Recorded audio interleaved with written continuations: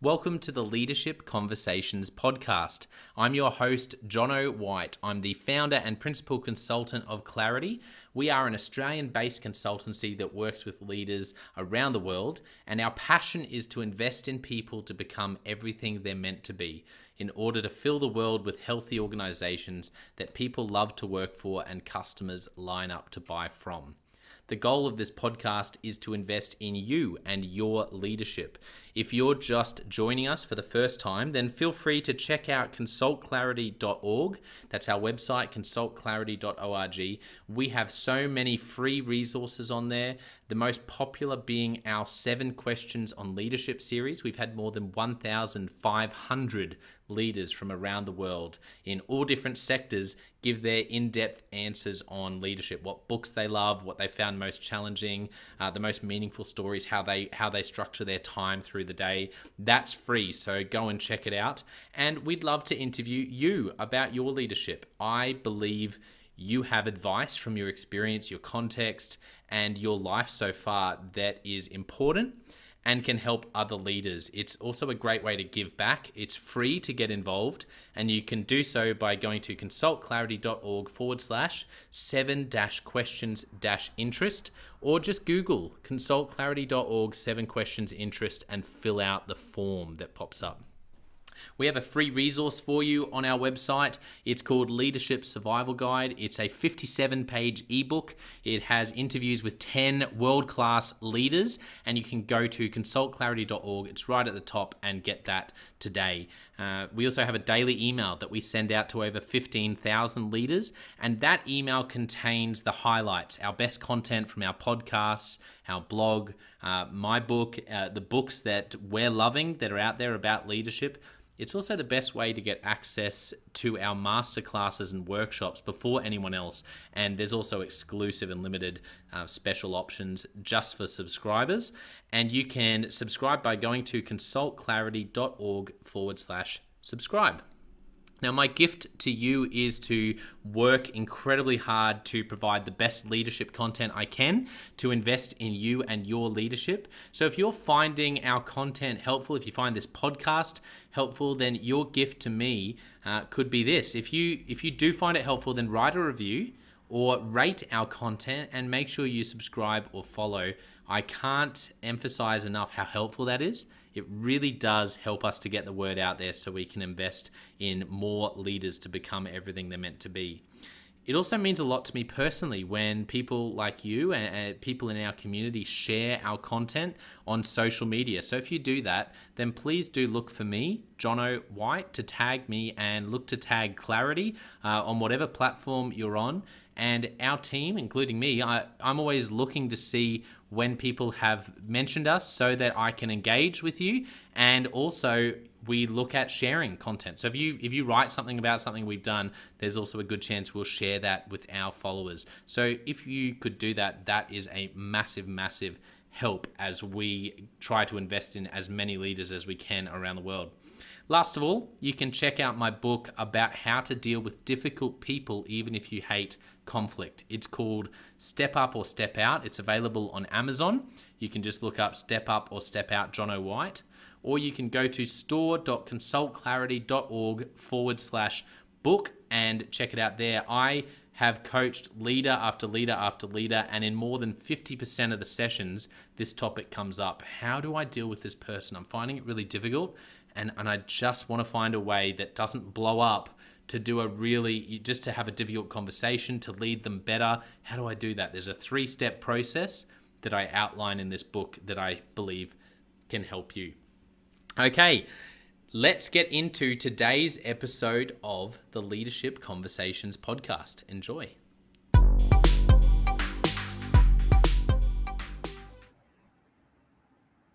Welcome to another episode of the Leadership Conversations podcast.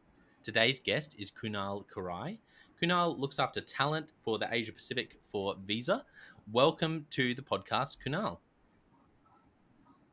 Thanks so much. I'm so happy to be here. Yeah, I've been looking forward to chatting with you and hearing some of your story. First of all, in your role, tell us a little bit about what exactly you do, the day-to-day, but also maybe a little bit about Visa and its footprint in the Asia Pacific. Sure. Happy to do that. So from pretty much 9 to 5, I'm responsible for creating and implementing a well-being strategy for about 6,000 or so employees here in Asia Pacific. And for Visa, that's about 20 or so markets. And so for us, we look at well-being holistically.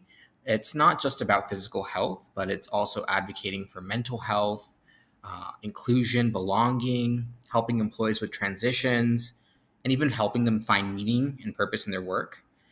I also, on top of that responsibility, help lead some of our efforts in our talent management function. So think about various leadership development initiatives, think about career development. That's in my portfolio of work.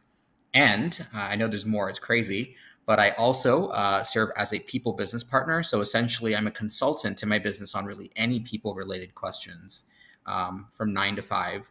And actually, outside of Visa, I'm also passionate about being an executive coach to some Michelin star chefs and some minority owned small businesses. But Wow. Visa as a company, yeah. So Visa as a company, it's about we operate in 190 or so countries around the world, and just in Asia Pacific, right? We're 20 strong, and one of the wonderful things about working at this company is we have such a global reach, and we get to really experience working with people from different backgrounds and experiences. And I think as a leader and even just as an employee of this company for about 5 or so years now, it's something that I look forward to every day, being able to come into work and learn from people and know that I'm going to be learning on an everyday basis. Yeah, amazing. Well, that's a great snapshot. You do a lot, as you said. Another thing, but I had the thing that really caught my attention. My wife Liz and I, passionate foodies. We like our anywhere we go, everything we do is food focused, right? Like any holiday, it's really built around food. So Yeah, that's one thing that caught my attention. I'm just like, wow, genius. I need to think that's like such like of anyone to actually be able to work with and then build a relationship with. Michelin Michelin star chefs, man, that's a not only a must be a great people to work with, but that's a smart move. they are a fun bunch of people, and they many times have a 2 kilogram policy, meaning if you don't gain at least 2 kilograms leaving their kitchen, then they failed. So you always Wow. got food on the table, and you're always Ah, having to watch your weight. oh man, so good. Yeah, that's hilarious how much I heard that, and I was like, wow, Kunal is a genius. That's like, man, I actually already do work with some great business owners in the food space, and yeah, I think Oh, wonderful. I'm super passionate about that as well. But yeah, I just picked up on that and was like, wow, that's clever. Okay, let's jump into your story. Um, I'd Yeah. love to ask you initially, like, let's start with your childhood, growing up for you, Kunal. What were some of the moments in that season of your life that really shaped you to become the person and the leader you are today? Yeah, that's a great question. Really appreciate it. So I think I'm really lucky to have been raised in a very multicultural family. So my mom is third generation Kenyan. My dad is Indian. And then I was actually born and raised in the U.S. But for about a good 10 or so years of my childhood, I was actually living right by the Mexico U.S. border. So it was a primarily Latino community.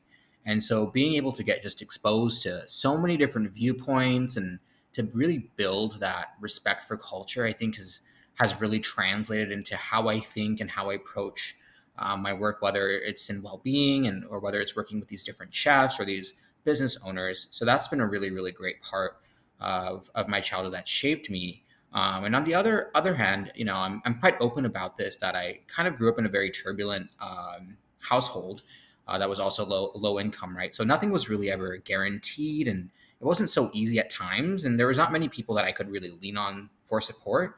And additionally, right, I have a genetic disease, so it's one that does not have a cure, but it creates tumors in different vital organs. So like imagine the brain, the eyes, the heart, the kidneys, and most of the time, they're benign, but I've unfortunately had to go through 2 malignant tumors already.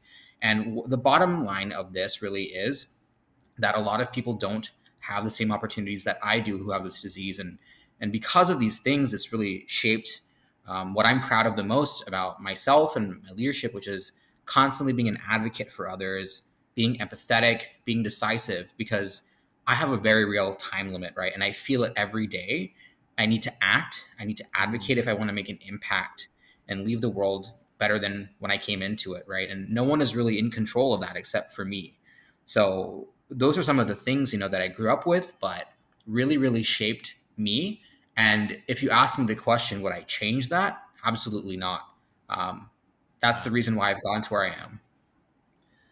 Yeah, well, thank you so much for sharing about yeah, sharing everything you just mentioned there.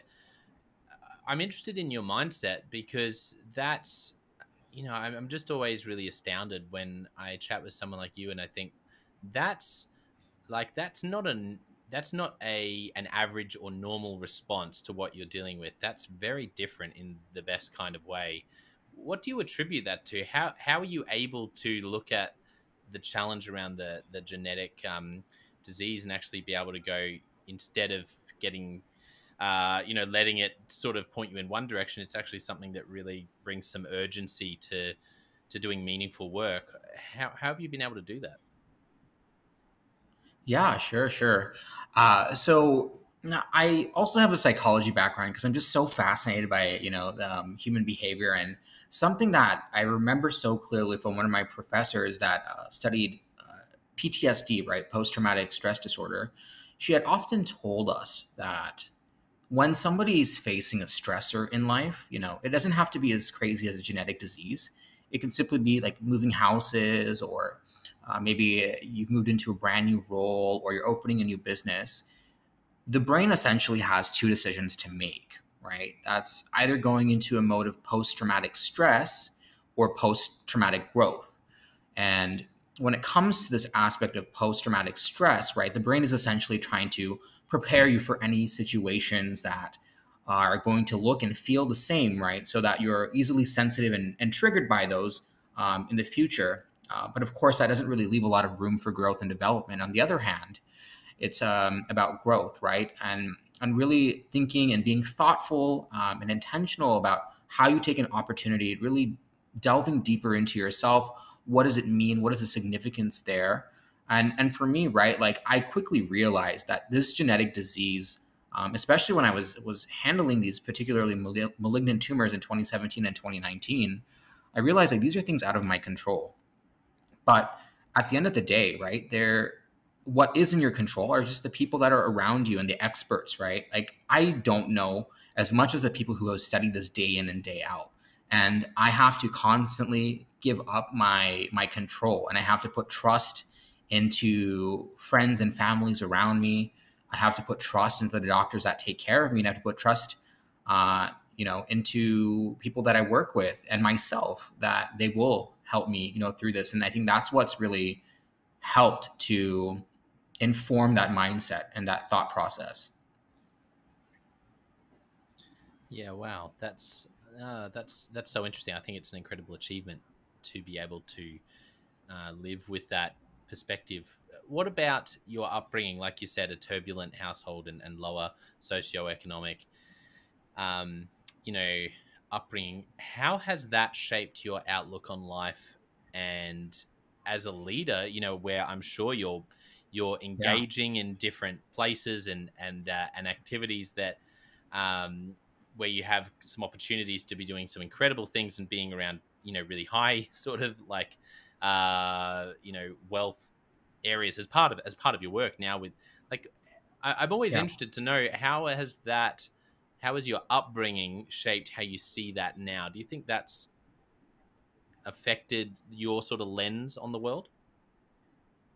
Yeah. Yeah. That's a great question. Thank you for that, Jono. So, I mean, absolutely. I think it has shaped the way that I think about things and I approach things. With growing up in a lower socioeconomic class, and things such as having a stable family to rely on, um, meeting very basic needs, such as like food and housing. When you don't have these things, right, and you're constrained, you often have to think creatively and innovatively about things. One of my mentors has always told me, right, that the best innovations and the best creativity comes from moments when we have to deal with limitations and constraints. And I think a recent example that many of us can relate to is the pandemic, for example. Technology got all of a sudden so much more creative, and a lot of companies faced a lot of just technological advancement as a result of this particular constraint of having to work from home. And so I've had that as a result of sort of being in this, can consider like an invisible minority.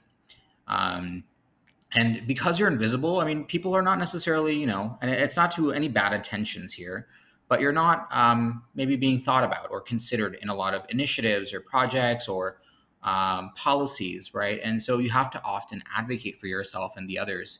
Otherwise, no one will ever acknowledge you or the needs that you have. And so, why has that helped me as a leader? In one way, it's allowed me to be self-sufficient, and another way, it's allowed me to be a very strong advocate. I think when you think about just some of the most prominent leaders um, alive today and even in the past, right? These are people who are fiercely advocating for a cause and for their people.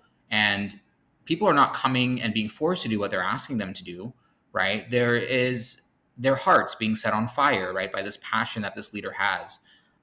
They're tapping into something deeper and advocating fiercely for that group, making noise when no one else is, taking the courage to really put that out there in the world. And some of the work that I've done in the past, right, like working with small business owners, they're pretty much the minority when it comes to um, the amount of revenue that they produce, right? But there's such a integral spine to our global economy. You look at women, right? Like they're paid less in many workplaces. You look at people with disabilities, people who identify as LGBTQ plus, people who identify as immigrants within their own respective countries, right? These are people who don't have the opportunity, they don't have the power, and so a good leader and someone like myself wants to kind of come in and be that voice, use our power and position to sort of provide and create a brighter future for them. I was really lucky to have people around me, right? And I'm emphasizing the luck a lot here because where I'm born and what I'm born to, right, is something I can't control. But what I can absolutely do is use the power that I'm given through whatever identities that I'm holding at the time, and use that to push forward the causes of people who may not be in the same sort of boat as me when it comes to that. So that's what's really helped shape how I think about things. And I think there's a lot of really great intentioned people out there who are looking to help. They just don't know how to. And, being that bridge and conduit between a lot of these communities that are just at a disadvantage or underrepresented, and those who actually have the power is something that I find valuable and rewarding in my day-to-day work. Yeah, absolutely. Well said, Kunal. I really, that really resonates with me as well, with how you've unpacked like what it is you are so passionate about and enjoy about your work. Yeah. So in terms of your leadership journey, when you think back, what was one of your first real sort of significant leadership opportunities? Do you remember where you look back and you go, wow, Sure. I was really sort of in the deep end, or that was my first time really managing a Yeah. bunch of Yeah. people, or what comes to mind?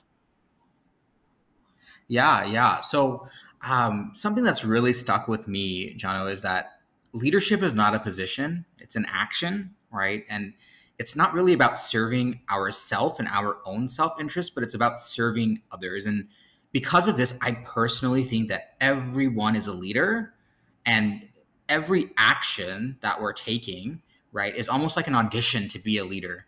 And so, I mean, I think most people really do experience that, when they're in their childhood. But when I think a bit about maybe one of the times that I've made the earliest impacts in my life that I'm really proud of was actually working with sexual assault and domestic abuse survivors at a particularly large and prominent university. And because of my own experiences, I had that passion, and I was just a fierce advocate as a result of that. And because of that, I was able to like lobby different senators in the government, senior leaders, the actual school body of students, and they turned that eventually into law, and they built out mandatory training for all employees and students, which I got to help design. So I'm really blessed for that opportunity. And they even streamlined and enhanced processes, to report such incidents and actually share the data with the right people so that they can continue to monitor that. But what it really came down to was, again, that action.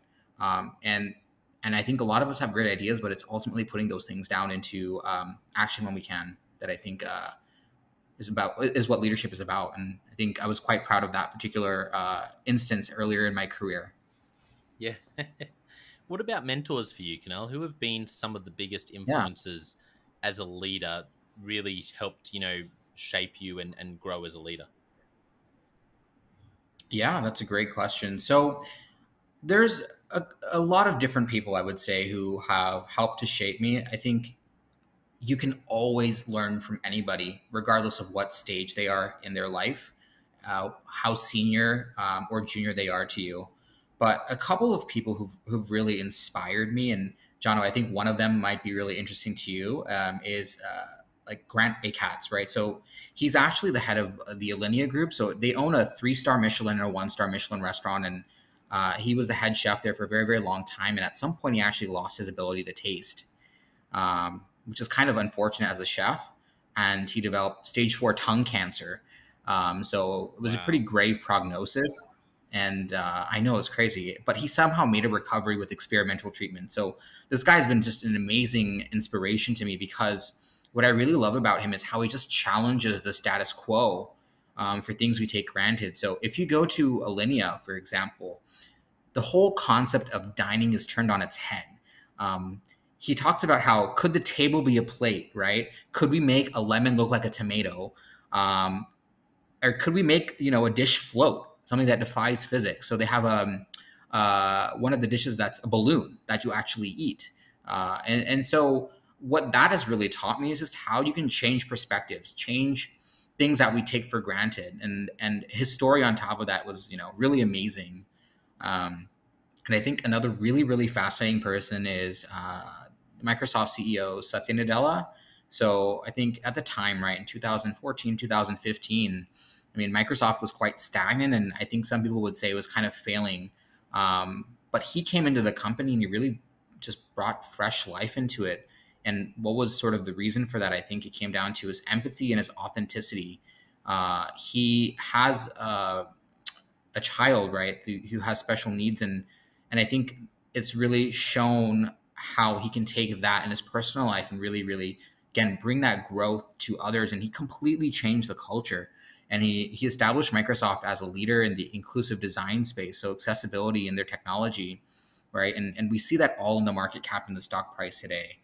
And I guess the third leader, right, that I really, really found just so inspiring is Malala Yousafzai, who is an education activist, right? So when she was a young woman, she had acid thrown in her face by the Taliban for pursuing education, and I really learned from her that anyone can be a leader, right? No matter what your age is, and it really wasn't what she said that made her a leader, but it was what she did, and which was to speak out about what had happened to her, against all the things that could potentially come as consequences, and her passion for education. And that just rallied people, right? But those three are just some leaders that I kind of look up to and I'm constantly inspired by. But there's so many people and so many things out there that I could say that inspire me for sure. Yeah, no, they're wonderful examples, and I liked what you mentioned about um, yeah, just some of the stories you mentioned there that you found really inspiring. I agree. I found them really inspiring too. What about personal aha moments as a leader? Can you think recently or just any time in your career so far where you've just gone, oh my goodness, I'm never going to forget that lesson because something, you trusted your Yeah. gut or took someone's advice and it went well, or, something monumentally fell apart and like I've done before and you go, well, I will Yeah. never, ever forget that lesson. What comes to mind? Yeah, yeah, sure. So I'll I'll preface it with I'm making mistakes all the time and I'm learning. I've just been taught to remember that failure is not fatal, for sure. But one kind of project that I remember that I had worked on was we were rolling out just a brand new initiative, and this spanned like multiple regions, so Asia Pacific, Europe, North America, and multiple countries as well. And my essential job is to be the project manager to lead the efforts with this. But what I quickly realized that I had a very Western way of approaching the situation in front of me.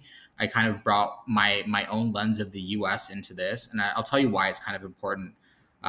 Because what had happened at some point was that there was a really big emergency. Something was about to blow up and escalate in one of my specific markets.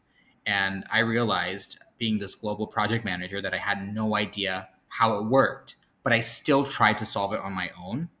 And that was a mistake, of course, because we could have avoided all of that. But it definitely had taught me that I need to be comfortable with saying I don't know. And I've really observed in my current firm that a lot of the Yeah. strong leaders know when they don't know, and they'll say it, or they know how to say no to these things. And it really taught me to be comfortable with that, and it shifted my mindset really on leadership. That was my aha moment. That good leaders know when to lead and they know when to follow, especially when there's people who are more knowledgeable than them. And that's pretty much stuck with me since, Jono.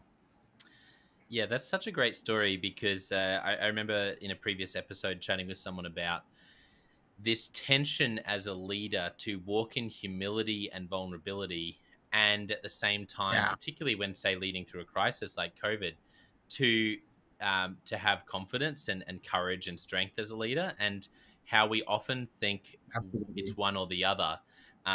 But I think being able to say I actually don't know and I'm going to need help with this, is such a great, yeah, it's such a great example of that mix where it's actually a courageous thing to say. And I agree, like great leaders that I really have loved watching lead and sat in on executive team meetings with them, is they have this ability to go, you know what, I actually, can you go back, I didn't catch that, and I don't really understand this thing over here. And that Yeah, willingness to look silly almost, and absolutely. because but at the same time they have this confidence, like to push through and to lead, like you said. But I think that that tension and that balance is challenging, particularly as a young leader. I found that challenging because you Hmm. think to be strong and confident, you have to know everything or seem like you know everything. Yeah, yeah. I think that's something that we all face, right? Like constantly being experiencing this idea of imposter syndrome. Like Hmm. we're told to fake it until we make it. But I think honestly, confidence and that strength comes from just practice, right? Leadership is a muscle, and the more we exercise it, the better we get at it. And I think it's just remembering that it's okay to feel a specific way, and it's okay to feel maybe unprepared or inadequate. But it's just about remembering that we take that fear, we face it, and we sort of learn and move forward from whatever comes of it, right? Yeah, 100%. And so much of it, that's another thing that's come up a lot actually, is so much of leadership is just being willing and courageous enough to give things a go. And something I've found is that often we imagine, oh, it's going to be so nice when I get a real leadership opportunity where I get, Yeah. I get this really easy opportunity to step up into this wonderful team. And sorry, I've got my phone off silent. And step up into No this worries. podcast 101. Yeah, I step up into this awesome team, right? And I'm just Yeah. going to have this amazing job and with a great leader. And you talk to most leaders, and a lot of opportunities, if you really want to grow as a leader, the opportunities don't usually come dressed like that. Usually the opportunities come with, you Right. know what, this team over here in the same organization is really struggling. There's a lot going wrong. Three people have been in Yeah. there, and Yeah. it's really hard. Hey, how about you? Do you want to go? And it tends to be Yeah. like the greatest opportunities where you learn the most, I find anyway, is often those really scary and difficult opportunities as young, particularly for young leaders. Yeah, yeah. And it reminds me of this really, really interesting saying, right? That every captain can sail in calm waters, right? And I totally take that into leadership as well. And I hear it in sort of the experiences that you've had yourself, that it's really those turbulent waters when I think leadership really comes out, and when you see people shine. Yeah, that's such a good quote. It's so true. Hey, it's like that's where, and no one really wants to sail into a storm. Like, surely you'd be like, well, let's try to find better Right. weather because it's safer.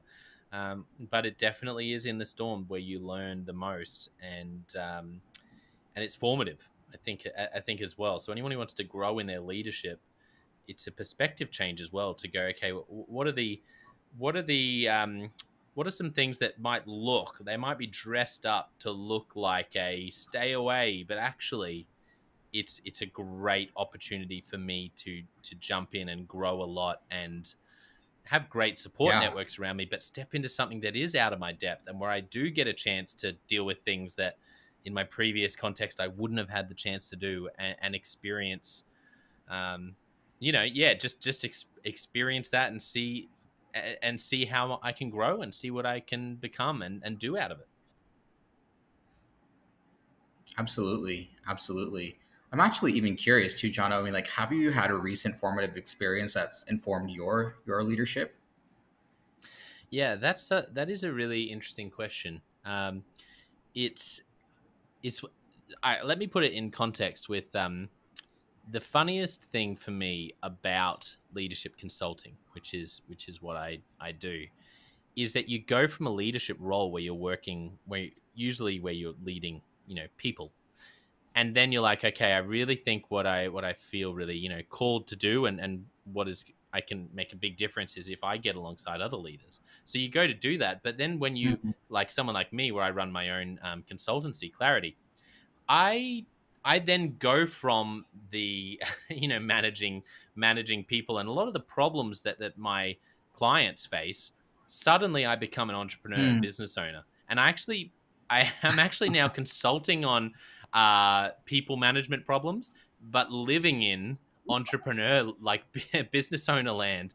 And so, Okay. just that to say, for me, probably the biggest aha moments for me, um, which I think there is overlap, and I know that we have a lot of listeners who are small business owners or entrepreneurs.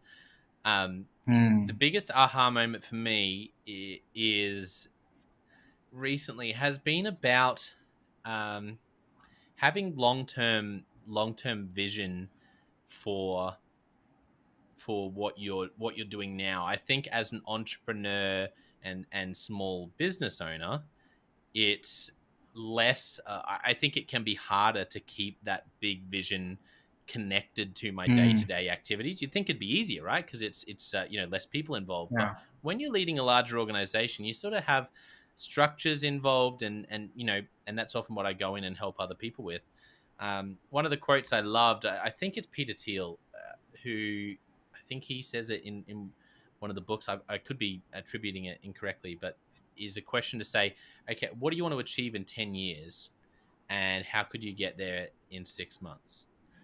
And Hmm. I think the answer isn't to come up with ridiculous, impossible things you're going to do. The answer is in the fact that you change your perspective, and so that question has probably been a big one for me, because in my world, where Yeah. in terms of what I'm leading every day, which is really as an entrepreneur and small business owner, in terms of what I'm like my leadership right now, where I do a lot of that, it Hmm. is about, I found that really helpful to go, okay, John, I think differently. It's part of the reason I wrote a book. It's part of the reason I want to see coaching sort of uh, go around the world and see people be able to access a Yeah. sounding board and coach. So that was really helpful for me to go, actually, that's the direction I'm going. Yes, these are the things I do: executive coaching, leadership coaching, offsites. But Yeah. um, so that's probably that change of perspective is probably the biggest aha moment I've had. That's awesome. That's really great to hear. And I totally resonate with that Peter Thiel quote. I definitely just wrote it down right now. in my notebook there. And one thing is, so my both my parents are small business owners as well, surprisingly in the food industry. And one of the things that I remember so clearly, and one of the pain points you mentioned here about, I don't really know what my vision is, my long-term strategy is as maybe a restaurateur in this case. It's very real. And I think something that's helped me, whether it's, my current 9 to 5, or if it's even outside following some of my passions, like being an executive coach to chefs, is what I call the VST framework, which is your vision, your strategy, and your tactics. So your vision, of course, is what you want to be and what you want to do, right? And this is that long-term picture. It could be 5 years, it could be 1 year, it could be 10 years, right? For everyone, it's a bit different. And then I kind of take that, like, if that's my book, right? Strategy is the chapter. And it's really thinking about, okay, what do I need to do? What is my plan for this particular phase or stage of my business? Do I need to focus on reaching out to a new market segment? Do I need to be going through digital transformation, right? Whatever your priority is. And then if you take that chapter, you break it down into tactics, which is essentially the page, right? And that's the day-to-day work that you're doing on the ground. And that's where all the magic and execution is happening. And for the small business owners who maybe don't have a sense of your vision, think about using what you're doing every day, the things that you love doing, your strengths, see how that translates from a bottom-up perspective, right? So how does that tactic turn into your overall strategy? And then how does that strategy potentially fit into your long-term vision? It's been one thing that's really helped me a lot. Yeah, I completely agree. That's been a big help for me too. A similar idea. Just realizing, I think the problem I've had in the past is you sort of try to attack everything at once, and it's really helpful to you sort of compartmentalize, and you go, actually, no, I'm going to have a really clear, big, vision for who I want to become and what I want to do, and work all the way down to those tactics. Like you said, I'm going to have a really clear list of the things I want to get done today.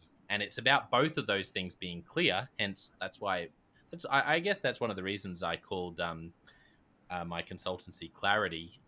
Biggest inspiration for me is Patrick Lencioni.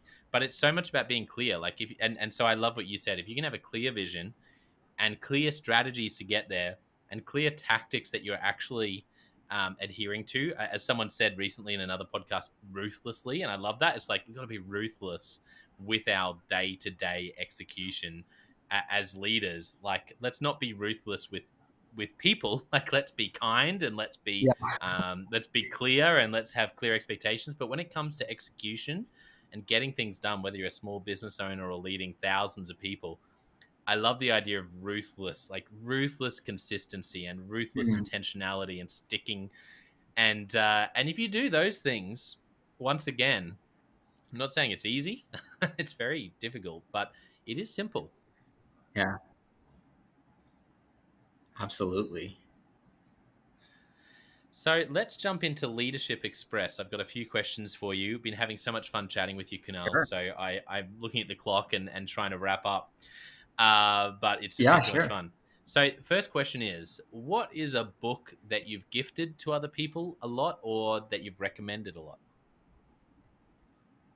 Yeah, I hope I'm not too cliche here, but I love the book Atomic Habits by James Clear. It's a really great book, right, about like forming and sustaining habits. And one of my favorite messages from it is that progress, no matter how small, is worth fighting for. So if you are trying to be better 1% every day for a year, you would be 38 times better than you were at the beginning of the year, right? And that's the same as putting in $100 into maybe some bank account or some stock and getting back $380,000 a year. I mean, who wouldn't accept those terms? So it's one of my favorite books out there. Yeah, Atomic Habits is a wonderful book. Great recommendation. What's a recent leadership lesson you've learned? So we talked about aha moments in your past, but what's something very recent where you've learned it for the first time or been reminded of?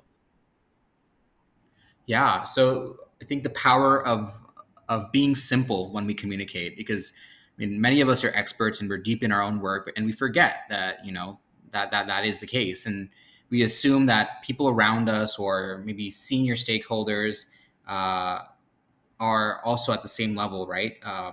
But what I've come to realize, especially in Asia, is that we're not all speaking the English as a first language, for example, right? And by simplifying it, you're really just being able to include more people and make something more accessible.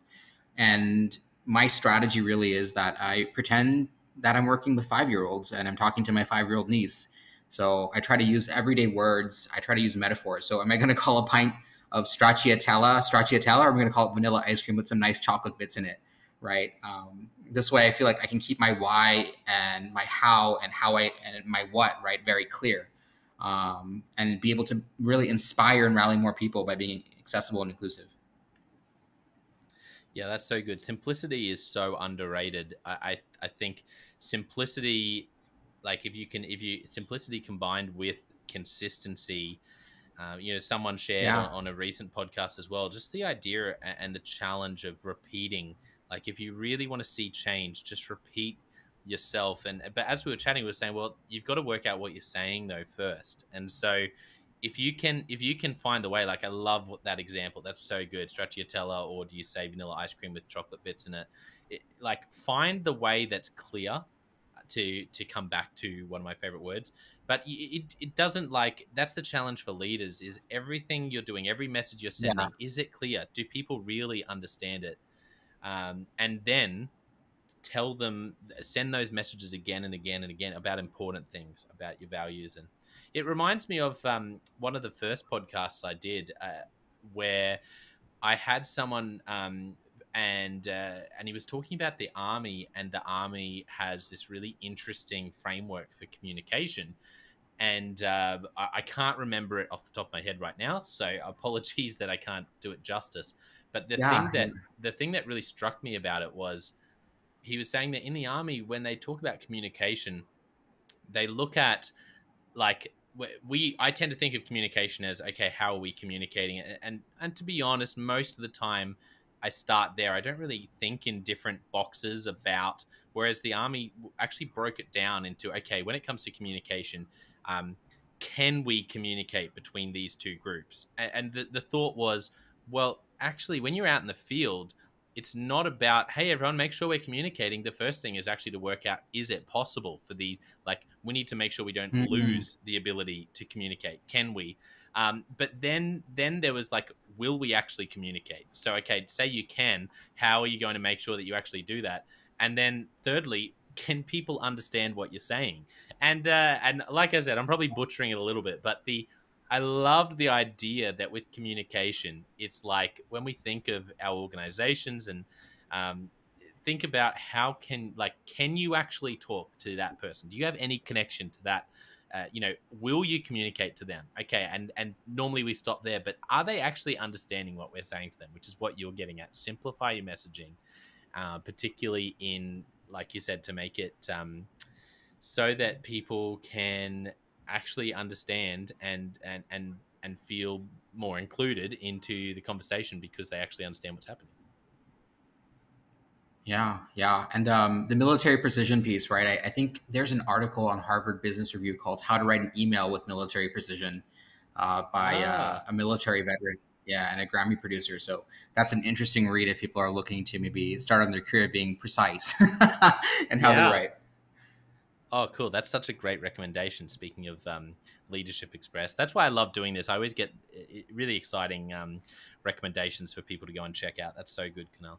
Okay, a couple more. Let me see. What is a do you have any favorite questions you ask? You're doing work at Visa, but Yeah, also in your executive coaching, where I imagine you're asking a lot of questions, whether it's a one-on-one, whether you're with a team, yeah. um, whether you're in the hiring process, or whether you're trying to understand what's happening when things are, difficult in a particular situation with people, or you're consulting internally. Any favorite questions you love to ask people? Yeah, yeah, that's a great question as well. So, I mean, I think there's so many good questions I like to ask, but one of the things that I keep coming back to is I really like to highlight the very best of people, and I really like to understand what they value and what brings them meaning. So, one thing that I often like to ask people is, if you were successful with, let's say, like a project or a goal or a task, and if you're at a big organization and the CEO heard about it, or let's say you're a small business owner and your respective prestigious organization, so maybe like the Michelin star, Asia's top 50, whatever it is, they hear about what you've done tomorrow, what would you want to be said about you? And you start to understand what people value from that. Mm. And I think another one that I often use a lot with folks and chefs when I'm doing my coaching is something that we call upward laddering. Johnny, you're probably quite familiar with it, but what I like to ask them is, if you achieve this goal, what would be the Mm. result? Right. So Mm-hmm. that's one question. The second half of that question is then, if you achieve that result, what does it mean for you? Yeah. And the idea is to keep asking those two questions, right, in succession of each other, because you start to dig deeper. Person might be a little Mm-hmm. frustrated at first, but it usually gets them to generate new insights. And then you kind of just seal it off with, now going back to your goal, how are you thinking differently? What's emerged and what's new? And That's I so think those are good. those aha moments, yeah, that I like to use. Anyone who has any one-on-one meetings or anything that they're wanting to invest in can just rewind what Kunal just said and implement that, and you're going to that's incredible advice. And it's so funny because humans, we are so complex, and there's always a layer deeper, right? Like there's always that next layer. You hear someone, you go, oh yeah, that's what it is, but then it turns out actually there was a layer Yeah. deeper, and sometimes we don't even know it ourselves. So that's what I love about those Yeah. questions, is sometimes you help people realize that for the first time, that actually that is why that's so important to me.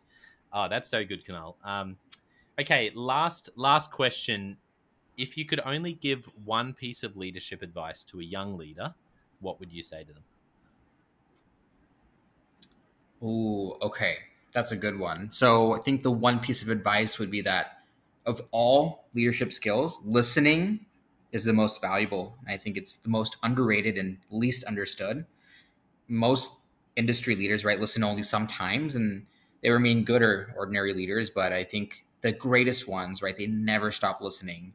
And that's how they get word before anyone else does, of unseen problems and opportunities. Yeah, that's so good. You'd be amazed at, I'd say more than 50% of the answers to that question are around listening.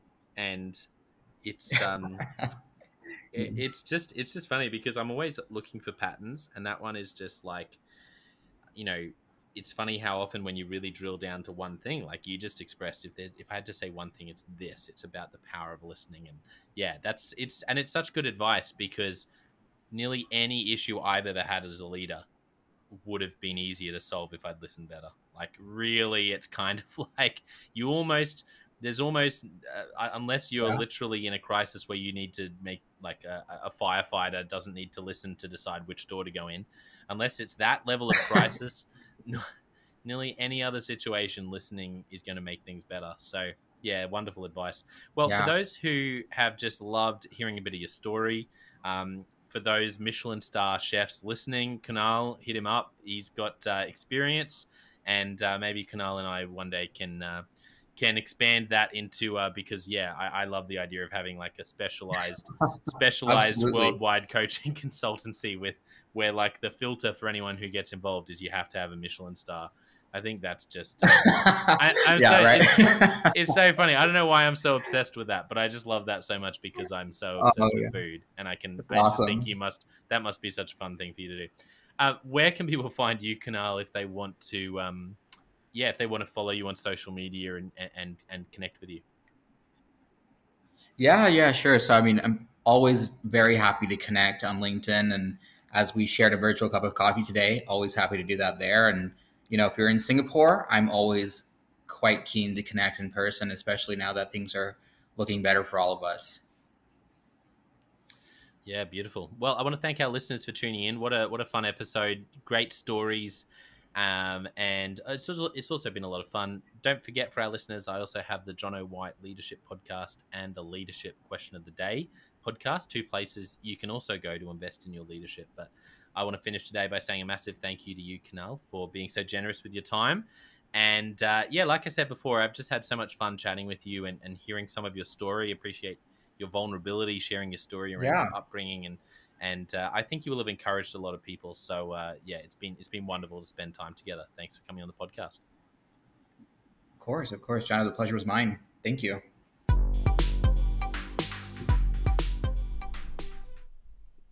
Well, I hope you enjoyed that episode of the Leadership Conversations podcast as much as I did. If you're joining us for the first time, don't forget to check out consultclarity.org. That's our website, consultclarity.org. We have so many free resources on there, including our 7 Questions on Leadership series. We've had more than 1,500 leaders from all over the world in all different roles, in different industries, answer these 7 questions on leadership, and leaders give these in-depth answers around how they spend their time, a book that's been significant for them. It's just a gold mine. It's completely free to access, so go to consultclarity.org and look for that. We'd also love to interview you about your leadership. I believe your experience, your life, your context means that you have advice on leadership that other leaders can learn from. Yes, you, if you're going, not me, well, no, I really believe you would have something to add. So if you're looking for a way to give back, it's completely free to get involved. And we would love to interview you through the 7 Questions on Leadership. You just go to consultclarity.org/7-questions-interest, or Google consultclarity.org 7 questions interest and fill out the form and get involved. We have a free resource on our website called the Leadership Survival Guide. It's a 57-page ebook, 10 world-class leaders giving their thoughts on leadership, and that's completely free. It's available on our homepage, consultclarity.org, right at the top, so make sure you go and get that and download it today. And we have a free daily email that you can subscribe to. We send this out to over 15,000 leaders from around the world. And it contains the highlights of content from our podcasts, our blogs, our books we're reading. It's got the best content, and it gives you exclusive, limited, early access to our masterclasses, workshops, new products, special offers. It's all for our subscribers. You can go to consultclarity.org/subscribe and join 15,000 other leaders. And you know, my gift to you is to work really hard, particularly through the Leadership Conversations podcast. I have been blown away by the quality of the leaders, and I'm learning as much as anyone in doing these interviews. So I'm having a great time. And my gift to you is to keep lining up the best leaders I can to invest in your leadership. Your gift to me, if you're finding this helpful, there is something that you could do that would help us out massively. And that is to write a review and to leave a rating for our podcast or wherever you're watching or listening to this. I can't tell you how much that helps us out. Also, subscribe or follow. It really does make a difference in helping us to help more leaders become everything they're meant to be. Another thing that means a lot to me personally is when I see our community share our content. So if you do share this or any other piece of content on social media, then thank you, and please do that. And look for me, Jono White, or Clarity, and tag us in your post. Our team is always looking for posts to engage with from our community, and there's also a chance that we'll share your content to go beyond and share it with our followers. Last of all, you can check out my book. It's called Step Up or Step Out: How to Deal with Difficult People Even If You Hate Conflict. I wrote this book because 50% of the coaching sessions I have with leaders, this topic comes up again and again and again. And it's this idea of, how do I have this difficult conversation? How do I lead this person better when I'm finding them difficult? Or in some cases, you look and you say, I think I might be leading a difficult person. They're just quite difficult to lead, or I'm finding them quite difficult to lead. So there's a 3-step process that I unpack in Step Up or Step Out. And the amazing thing, and I've literally done this myself, and I've heard it anecdotally from other leaders as I've coached them, is that if you follow this process, you will see that person step up and change their behavior or make a decision, which is to step out some of the time. 95% of the time, people will step up or step out in just 4 weeks. And I stand by that. It's you have to read the book to understand, but I really do believe in it, and I've experienced it firsthand. It works. So you can go to Amazon, look up Step Up or Step Out Jono White, or store.consultclarity.org/book. Well, thank you so much for listening. We're going to be back with a new episode next time of the Leadership Conversations podcast. And I hope today has helped you to take another step towards becoming the leader you're meant to be. See you next time.